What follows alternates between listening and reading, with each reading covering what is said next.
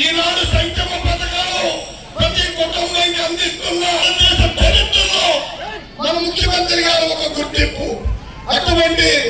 2,70,70,000 రూపాయలు 30 సార్లు బటన్ నొక్కిన ఆ ముఖ్యమంత్రి గారే సాక్షాత్తు ఒక్క తులసి గారిని బలపరిచిన నాయకుడు, మనందరి ఆత్మ బాంధవుడు, మనందరి ఆశాజ్యోతి,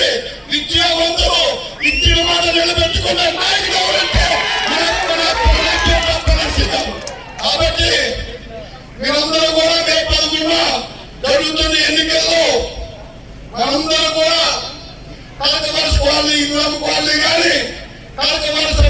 ఎస్సీ కాలనీ తీసి గుర్తింపు మొత్తం ఫ్యామిలీకి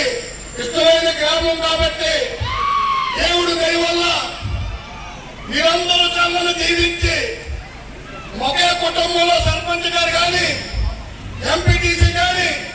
ఇవాళ అఖండ విజయం ఎన్టీఆర్ మండలం జిల్లాలో కాదు రాష్ట్రంలో మన ఊరికి గుర్తుకొచ్చింది. మీ అమూల్యమైన అతి పవిత్రమైన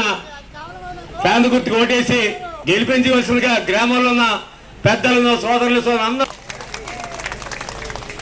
మరి ఎన్నికలు వచ్చాయి కాబట్టి అలాగే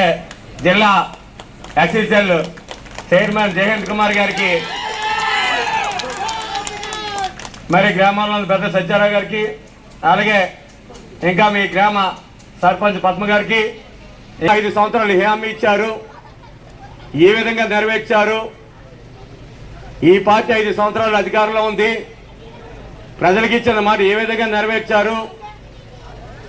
మళ్ళీ కొత్తగా ఎన్నికల మేనిఫెస్టోలో ఏ విధంగా పార్టీలు మేనిఫెస్టో పెట్టాయి,